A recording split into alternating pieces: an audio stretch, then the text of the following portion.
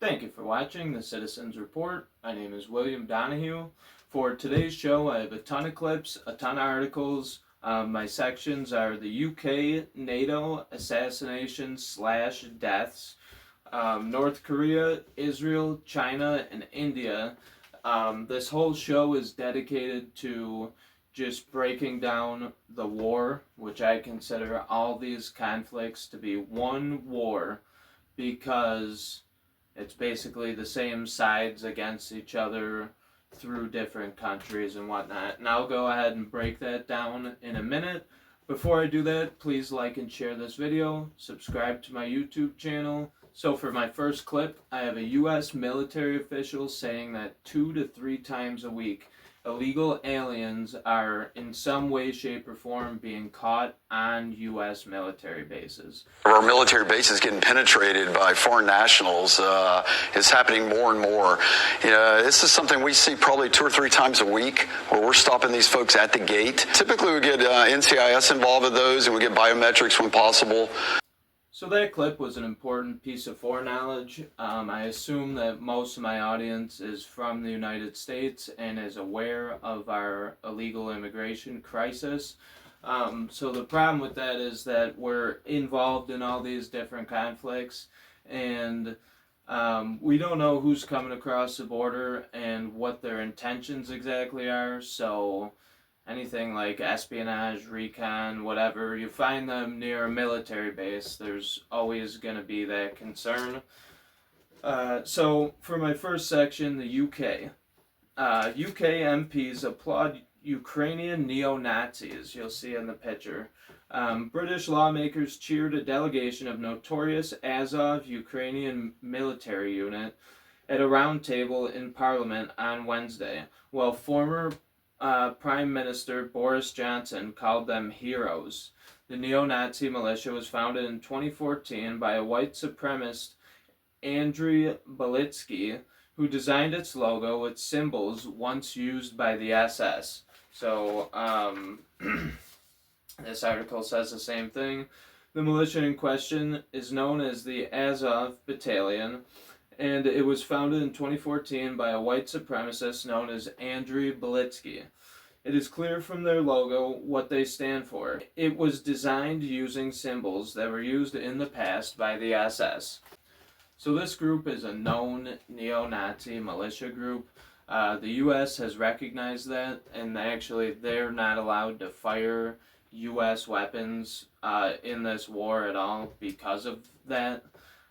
So this clip here, while we're on the topic of the UK, this clip is Andrew Brigham. He's a member of Parliament, and he has what I understand as a very accurate perspective on what's going on with Ukraine. We are actually at war with Russia now. We've got. They not just haven't told you. I've told you. So say that again. We're actually at war with Russia now. I met with Andrei Kelin, the Russian ambassador in London, a couple of months ago, and he said that we know that your people are firing those Storm Shadow missiles at us out of Ukraine because you couldn't train the Ukrainians to do it. We know you're doing it, and I mean everybody knows that there are lots of US, UK, French. The French are in there. I thought it was the Brits were down on the ground and special advisors. Yeah. Training sessions and teaching them and showing them. Isn't that how? But they were apparently. That's how we started with the Vietnam War. Vietnam War, yeah. Dude, what the frack are we doing poking the bear?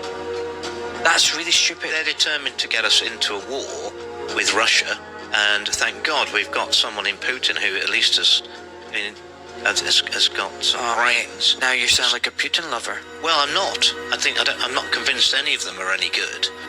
But at the end of the day, if you look at the facts, since '91, we've moved NATO 1,000 miles nearer to Moscow. They haven't moved nearer to us. No, they haven't. And if you think about what we were trying to do, the EU wanted to bring in Ukraine for whatever reason, and NATO wanted it, and they'd have put missiles on the border of Russia.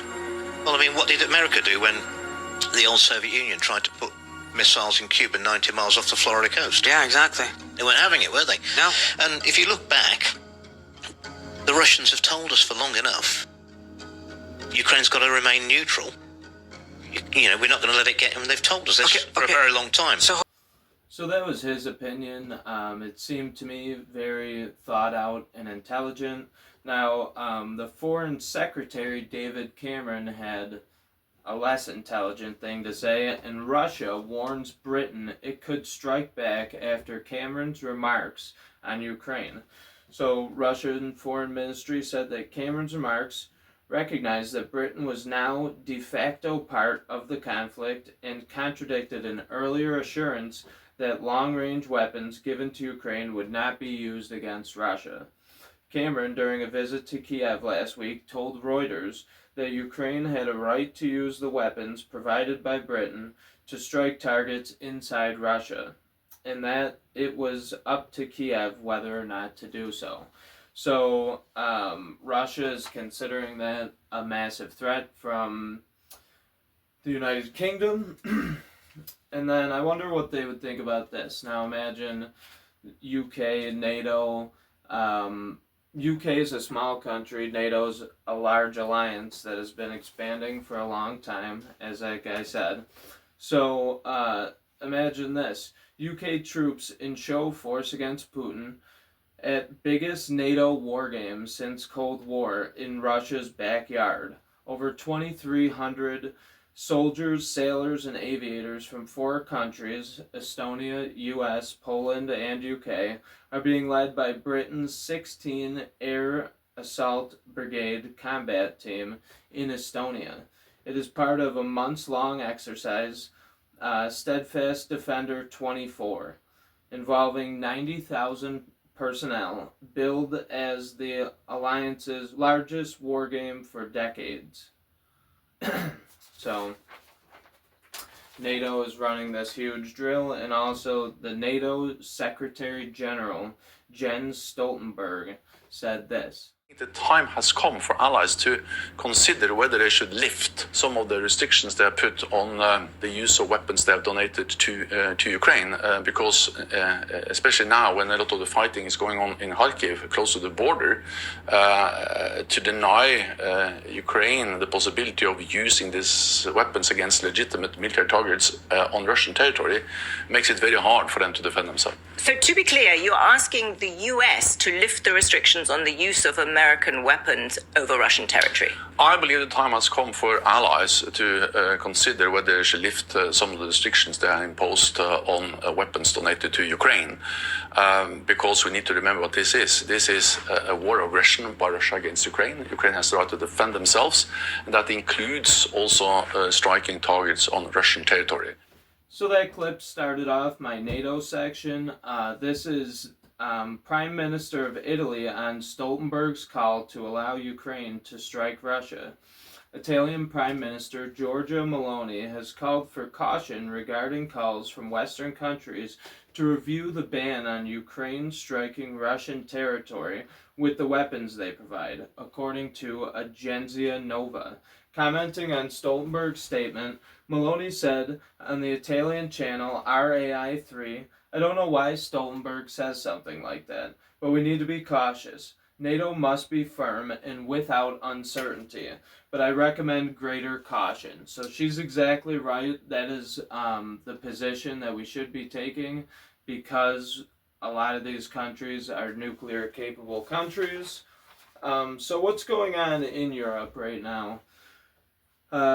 Rishi Sunak has said that he's going to bring back the draft and conscription armies. French troops are in Ukraine alongside Ukrainian fighting groups.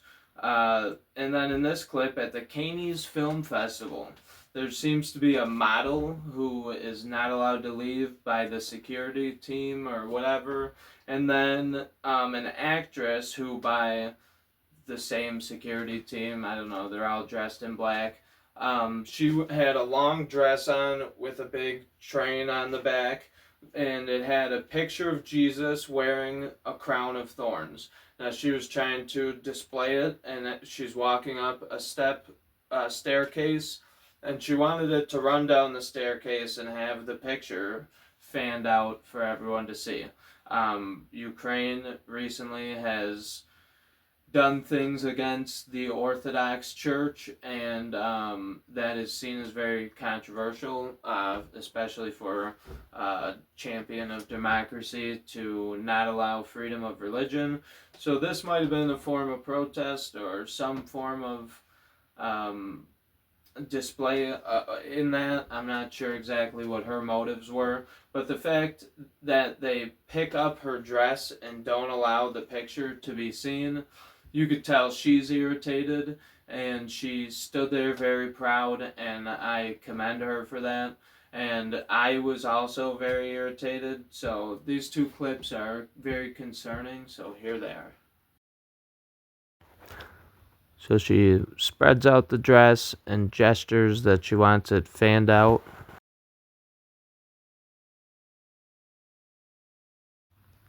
Here you see them carrying it up, and she's fidgeting with it. So then she rips it out of his hand and tells him, leave it there. And you can tell he knows that she's irritated.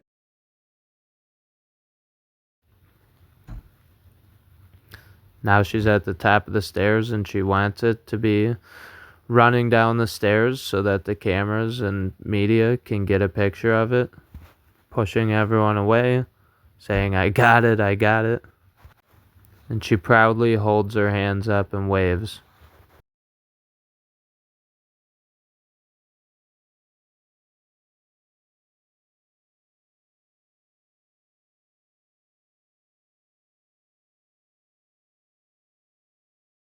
So it's the same security controlling this model. What do they think? That they own these people?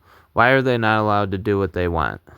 So for assassinations and death, there's been assassination attempts on political leaders. There's been deaths of political leaders that are currently under investigation.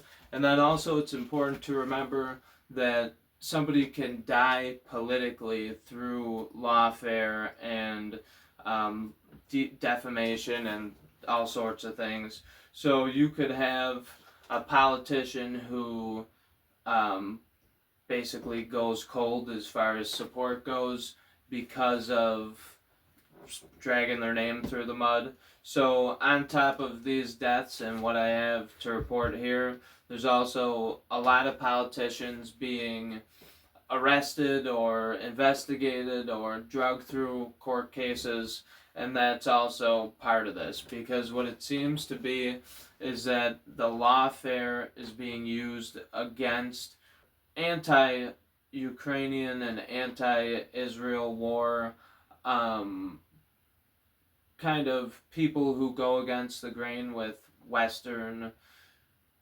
objectives, I guess you'd say. So, Iran's president, foreign minister, and others found dead at helicopter crash site. I reported on this on one of my recent shows. Slovakia PM Fico still in intensive care after assassination bid, government says. I'm actually not too sure what happened to him. I think that he did wake up and speak. This article's old, so I'll give you guys an update on that on the next show. Suspicious death of Italian MEP's husband raises questions of foul play. So there's some interesting things it says in here. Basically, the guy was found with a zip tie tightened around his neck. While an initial police report says there were no signs of a struggle, Donato, a former Lega politician, claims that Ontario was in fact killed.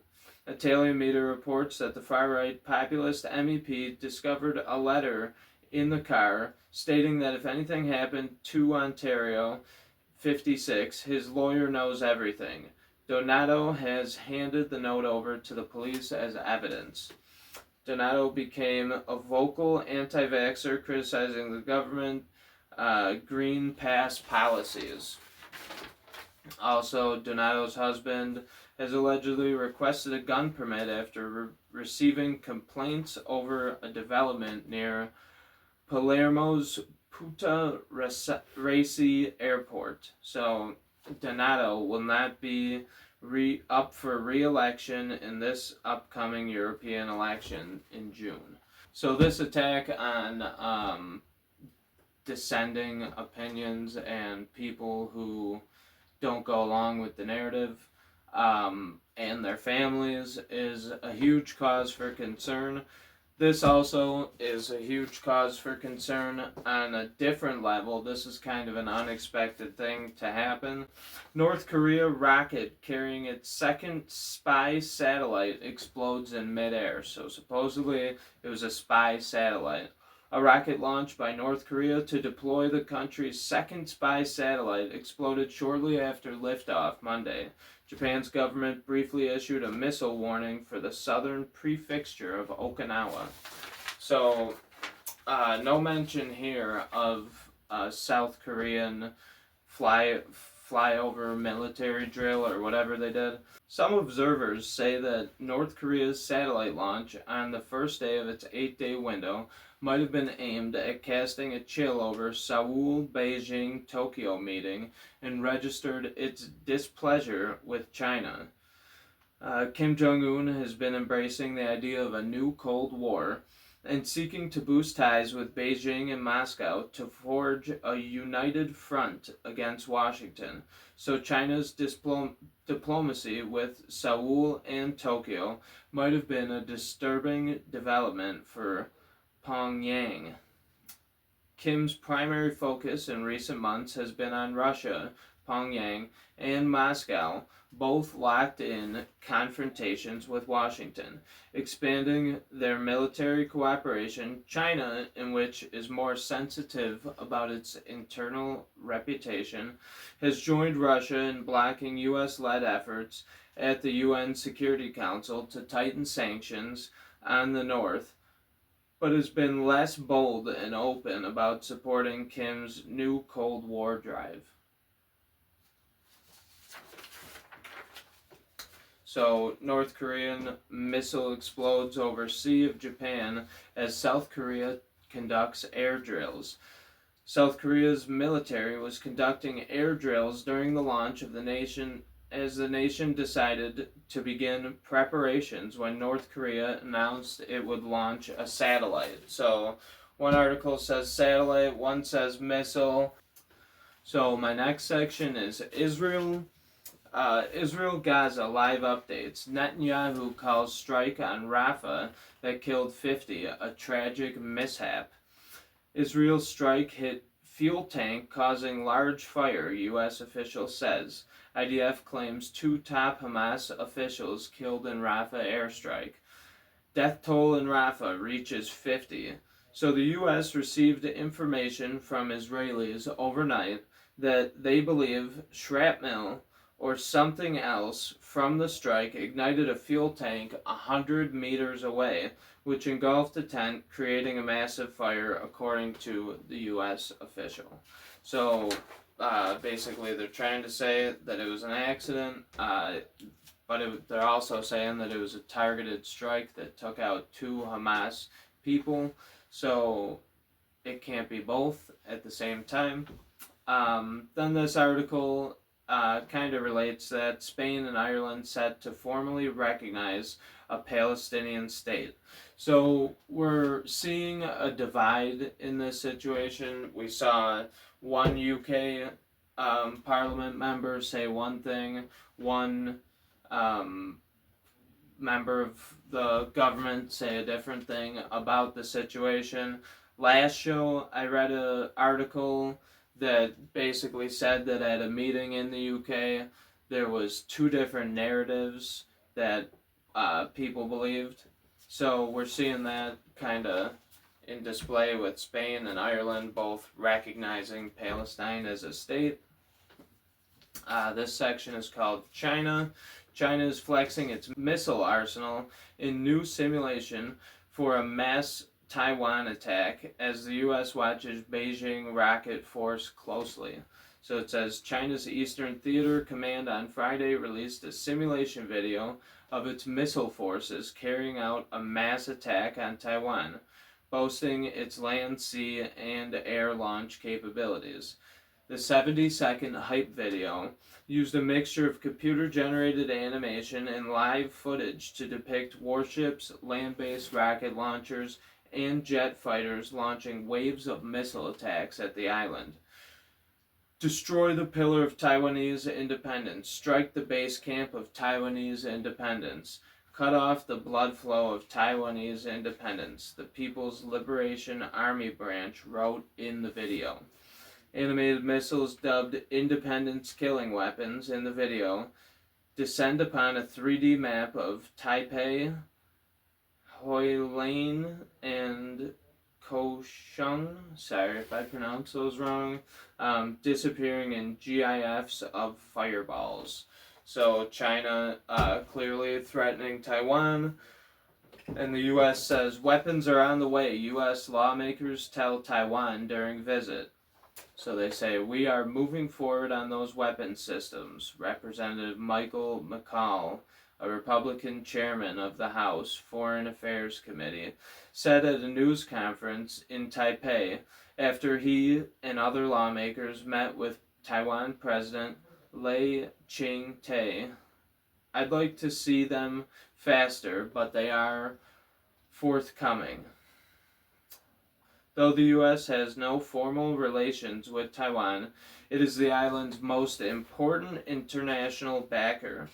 In recent years, China has been stepping up military and other pressure on Taiwan, including sending military planes and ships towards Taiwan almost daily. On Monday, the Taiwan Defense Ministry said that as of 6 a.m. local time, it had detected 21 Chinese military craft, 11 Chinese naval vessels, 4 Chinese Coast Guard vessels around the island in the previous 24 hours. So that's what's going on with China. China and Taiwan are experiencing high levels of brinksmanship, almost to the point of going after each other, which would drag in all the same countries that are involved with all the other conflicts I talked about. So you keep seeing the same names of countries pop up on both sides of different conflicts. And then this article, my last article, is about India. New Delhi may remain Washington's partner in some areas, but it will never be the proxy Americans want.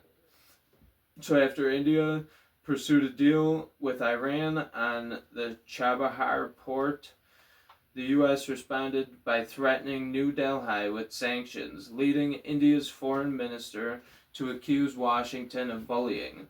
It said that even as the U.S. championed India as a critical strategic partner against China. So 2017, the U.S. promoted India as one of its partners. It even renamed the region the Indo-Pacific region. India has an interest in balancing the rise of China because it recognizes that it can benefit economically from supply chain and manufacturing realignments. However, when the U.S.-led foreign policy began to attempt to crush all multipolarity for its own benefit, this becomes a strategic problem for India and creates divergence in the two nations' objectives. One particular example is the Ukraine war. The U.S. has sought to use the war as a means to attempt to economically and militarily cripple Russia. As nonsensical as it has been proven, thus seeking to eliminate one of India's key strategic partners in the field of energy and armaments. Ukrainian victory would strategically weaken and isolate India, forcing it into Western dependency scenario. They benefited from the situation because the U.S. Jailed a Pakistani leader. Then they talk about the Israel situation, that many Indians support Israel because Hindu nationalists tend to have a dislike for Islam. However, New Delhi also frames itself as a champion of the global South and recognizes that it would lose credibility in towing the Western line of unconditional support for Israel's campaign of genocidal destruction. Then finally, to top it off, a recent Biden gaffe ruffled feathers in India when he called the nation xenophobic. So that's what's going on in the world. We are at the edge of multiple conflicts. I want to say that I am pro-United States, but not for what they're doing and what they're producing. And I'm also not for the fact that all of our foreign policy is based around our interests instead of our values as a country. So just making that clear, because people have the tendency to say, oh, well, he's pro-Russia, or he's, on the other side. And it's not that I'm on the other side, it's that there shouldn't be two sides, because this whole situation is avoidable through diplomacy and strategy and honest, fair dealings with other countries. I understand that, to the victor goes the spoils, but the way that the world portrays itself as a global community, you would think that these things would be phased out by now. I don't agree with the global community thing, and I recognize that the global community worldview that has a few different groups within it, but the worldview as a whole is the reason why the United States is taking the position that it's taking. If we were a sovereign individual country that was dependent upon its own resources and its own exports, we wouldn't, in my opinion, be in the situations that we're in and involved in a lot of the alliances that we're in. And I think it would be strategic to make a return to kind of where we were, like don't mess with us, but we're not gonna go get involved in whatever. Even after World War I, we wouldn't sign on with the League of Nations because of those concerns. And George Washington warned about foreign entanglements, so I think heeding that warning is a very important thing that our country should do. And that's all I have for you tonight. Thank you for watching, and I hope you enjoyed the show, and have a good night. Thank you for watching The Citizens Report with William Donahue. On this show, we search for knowledge, wisdom, and understanding of the world around us through the lens of an American citizen.